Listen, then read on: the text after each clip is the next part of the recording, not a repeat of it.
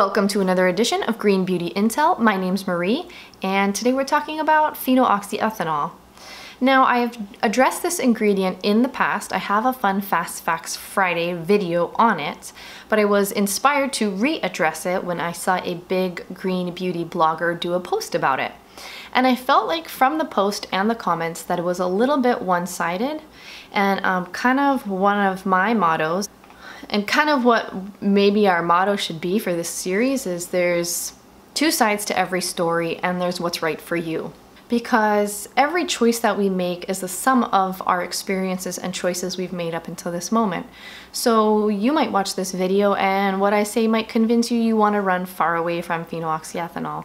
Or you might say, what she's saying makes sense this way or that way, and I don't think it's that bad. I'm not here to decide if it's safe for you. I'm here to just give you a lot of information so that you can make an informed decision that is not rooted in fear. Because what I see is phenoxyethanol carcinogen. That's what I see frequently repeated. I see frequently repeated that the US doesn't have limits on how much can be used. And we'll address all of that in the video. The other reason I do semi-go on the defense for phenoxyethanol is because you see it in a lot of budget-friendly products. And not everyone can afford the luxury eco boutique green beauty. And to say that that is the only form of green beauty that's acceptable separates a whole bunch of people by an economic class, and that's just not right to me. Also, I believe that a lot of the bigger brands like Untitled Naturals, Derma E, Honest Company that are using phenoxyethanol have done a lot to further the green beauty cause. Whether or not they're green enough for you, clean enough for you, they fall in your little boxes that you make, you know, whatever. Like I said, there's two sides to every story and there's what's right for you. Now, we're 3 minutes in and all I've done is explain why I want to talk about this topic. I hope you're still with me. Okay, so kind of like you would do a research paper, I want to say phenoxyethanol is used in very small percentages in products. If you find a product that works for you, fits your budget, then I would not rule it out because of phenoxyethanol. That's maybe the point of this whole video. I have my computer here. There's a lot of stuff, and I'm going to be referencing that and sometimes reading stuff directly off the computer, okay? Because of course I wrote out the whole thing like I would write out a research paper.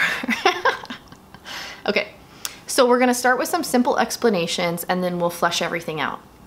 First up, let's define phenoxyethanol from PubMed. Phenoxyethanol is a colorless liquid with a pleasant odor. It is a glycol ether used as a perfume fixative, insect repellent, antiseptic, solvent, preservative, and also as an anesthetic in fish aquaculture, in case you needed to know that. Phenoxyethanol is an ether alcohol with aromatic properties. It is both naturally found and manufactured synthetically. Want to know where it's naturally found? Wait for it, wait for it. Green tea. Call the green beauty police. You can tell I cracked myself up, right? Yeah, okay. How is it made? Phenoxyethanol is typically made by treating phenol with ethylene oxide in an alkaline medium. We will come back to this, okay? Common use. When you see it in a product, why is it usually there? It's usually there because it's a preservative. Demonstrating antimicrobial ability, phenoxyethanol acts as an effective preservative in pharmaceuticals, cosmetics, and lubricants. Phenoxyethanol is the most commonly used, globally approved preservative in personal care formulations. It is very easy to use in various types of formulations and is chemically stable. Okay, so now what do I have to add to this conversation? The first thing I want to kind of mention is the why of use. So why are people using it as a preservative over radish root ferment, which is like by far the #1 most popular preservative in green beauty? Why did you see Untitled Naturals kind of evolve to using phenoxyethanol when they hadn't used it in the past, kind of when they rebranded themselves? So I've been making my own products and I've read a lot about preservation because as a nurse and nerd, And as someone who was terrified by microbiology, preservatives are very important to me. So first, preservatives are not one size fit all. So you can't just always say that radish root ferment should be the appropriate preservative for whatever you're making, okay? You have to look at where it's being made. Is it being made in a sterile lab, or is it being made in someone's home or makeshift lab? You have to look at what you're trying to preserve. Are you trying to preserve a lot of botanical extracts? Are you trying to preserve just basically oil and water? You have to think about application. Is it going to go in a spray bottle? Is it going to go in a jar? Did you know that using jars in which people stick their fingers is like one of the #1 hardest things to preserve? You have to look at the pH of products. I've talked about pH before. I can talk about it again if there's interest. But ingredients all have their own different pHs. Next, you have to look at how your product will be stored and how long of a shelf life you're going to be looking at. Is it going to be sitting in a random supplier's stockroom, in possibly transient temperature conditions? So all of those things factor into what you want to use as a preservative for your product. And I'm sorry to say this, and I don't mean to step on any toes, but sometimes radish root ferment is not going to be the appropriate preservative, and it can't be used always for everything. And kind of the reason I bring this up is because understanding the why sometimes helps dispel the fear. They're using this because they have a particular pH and they want it to be able to be shipped across the country to my Whole Foods and sit on the shelf for 3 months before I purchase it. And they want to know that that preservative is not going to fail in any of those conditions. Oh, and it's in a jar. So they want to know that that preservative is going to remain stable through that entire course of that product's life. That's not a bad thing. That's not trying to trick anybody. That's not trying to give anybody cancer. Okay? Let's put that out there. And that's why I'm saying you're seeing it in bigger companies' products. Because as they expand, as their products become more commercially available, they're going to have to acknowledge that they need something super stable. Okay?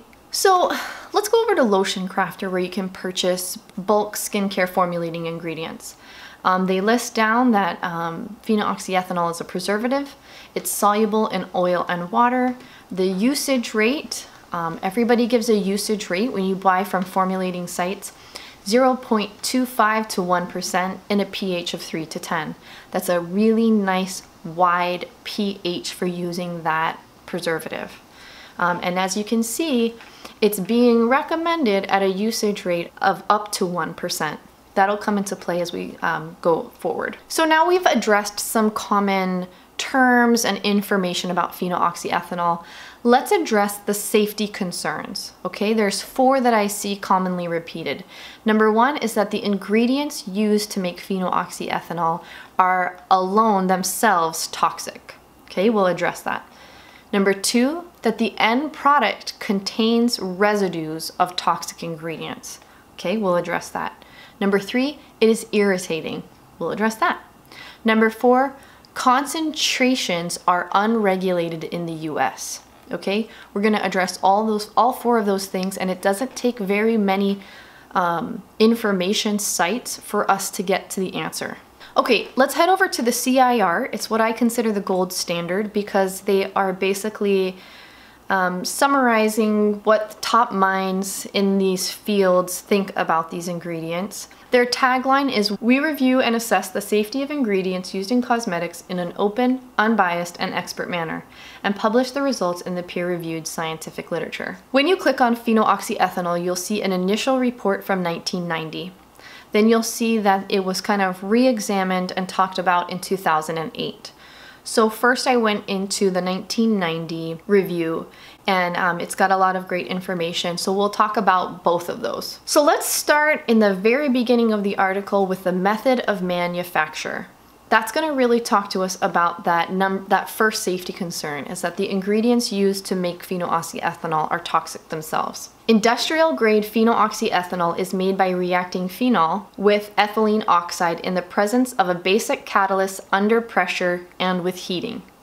The resulting product is neutralized and purified to some extent. Though the product is mainly phenoxyethanol, the impurities may cause discoloration and unpleasant odors, making it unsuitable for cosmetic or fragrance use. In addition, this process results in a residual free phenol content of under 1%, another undesirable impurity for cosmetic formulation purposes. Okay, now let's keep going. I'm reading it directly from the source. In order to make the cosmetic grade material, the reaction is continued to the point where 4 to 8% of the phenoxyethanol is converted to the dithoxylate, thereby reducing the free phenol content. It is not desirable to obtain too much of the dithoxylated product, as it does not have the antimicrobial properties of the phenoxyethanol and thus serves only as a diluent. What is used to make phenoxyethanol but phenol and ethylene oxide? Both of those are known to be toxic and carcinogenic in their own right. But lots of things are toxic alone, but not in combination. Think just about soap. Lye, if you get even a little bit of lye on your skin, you can eat through your skin in a second. However, when it's converted with oil, it becomes soap and thereby fine for your skin. Let's think about something else. Potassium. Do you know that you have a lot of potassium in your body and that you eat things with potassium every day? And did you also know that potassium can kill you? It can literally stop your heart. Do you know that when they do death by injections, that a lot of times it's potassium? So a lot of things are toxic alone, but not in combination. When we're talking about this, we are no longer talking about these two ingredients separately. We're talking about a whole new thing, okay? And phenoxyethanol alone is not a carcinogen. So let's jump right into concern number 2. Okay, because it piggybacks right onto concern number 1. And that is the residues that remain in phenoxyethanol are enough to be carcinogenic or make you want to stay away from that product. The CIR just told us that there's a possibility that some of that free phenol remains in the ingredient.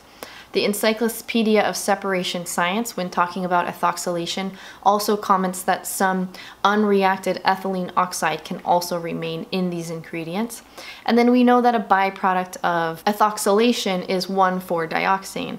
So when I talk about all 3 of those things, which are known to be toxic, it may cause you to have enough fear and run away that some residues may remain in the ingredient, okay?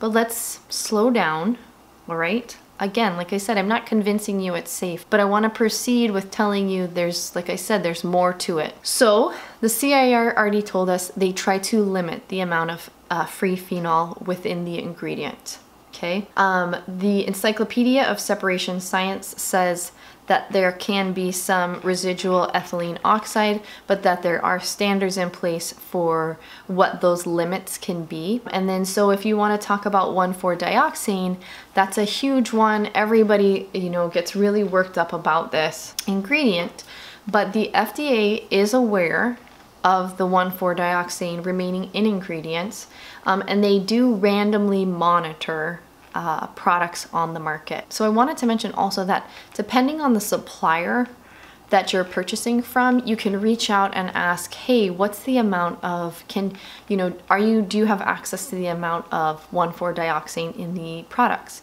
Because it's very common nowadays, especially, that they do something called vacuum stripping to remove that from ingredients.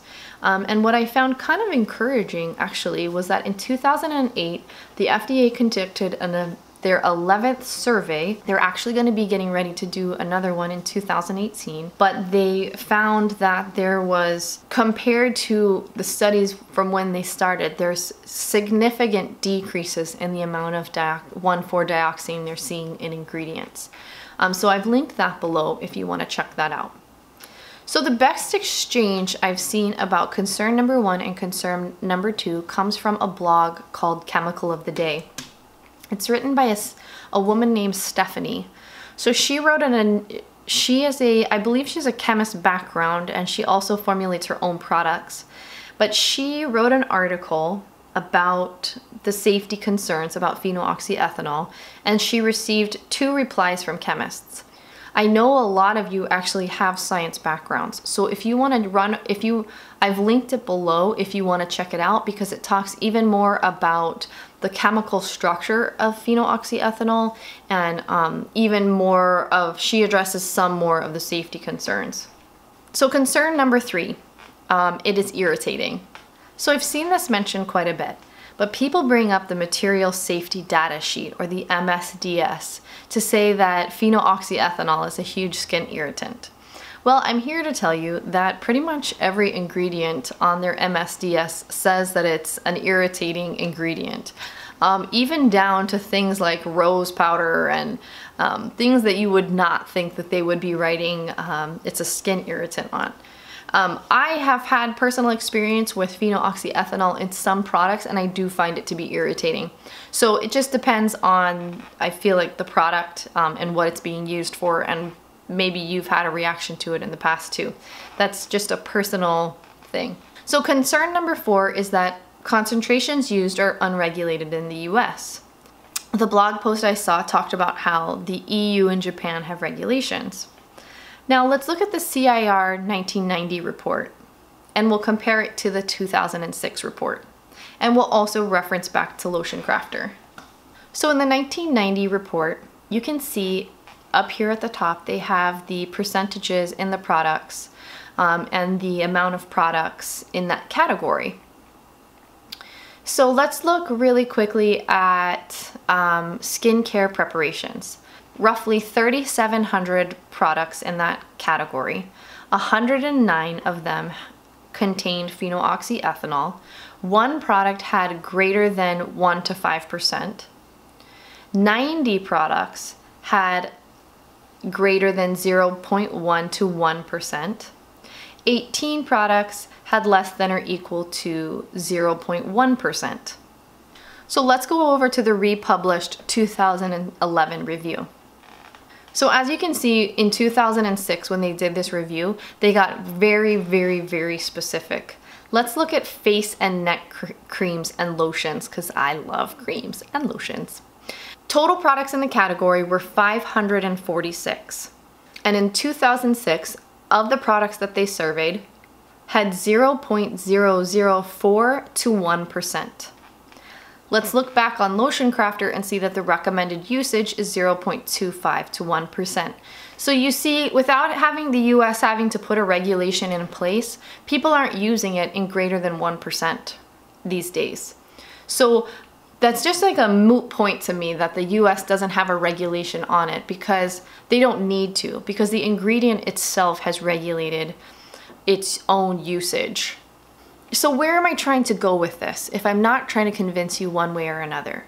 Is that to basically say there are two sides. There are plenty of studies in isolated environments that could scare you about this ingredient, and there's plenty of chemists that'll tell you it's fine. So let's just take you and me as normal people and say, well, could we limit the amount of our exposure to phenoxyethanol? Sure. Definitely some easy ways of doing that are using soap, bar soap, facial soap. Another way is just using a minimal routine, limiting the amount of products in your household, limiting the amount of products that are touching your skin. Those are all good practices anyway. But if you find one product that has phenoxyethanol in it, you're looking at it possibly being in a concentration of 0.004 to 1%. And you're looking at the amount of contaminated ingredient or possible residues as being even less maybe than 1% of 1%. So I just like to put that in perspective. Driving your car every day is probably more dangerous than using one product with phenoxyethanol. If every product in your routine has it in there, then maybe you want to be cause for concern. Or maybe if you're using a lot of makeup that has it in and you're using it daily, then, you know, maybe again, maybe you would want to have cause for concern. However, let's just take it in the big picture here. That, and I'm sorry, but I always go back to the fact that it's being used in a very small percentage and that its job is very important. You know, preventing bacterial growth. So that's it. That's all. Sorry this was so long and talky. I'm sorry I just really talked at you for like 25 minutes. However, I just feel so strongly that this is not where we should be placing our energy, is obsessing about whether or not it's right or wrong to be using this ingredient. And we should just really be pushing for bigger initiatives. So I'll see you here next week if you're still around. Bye.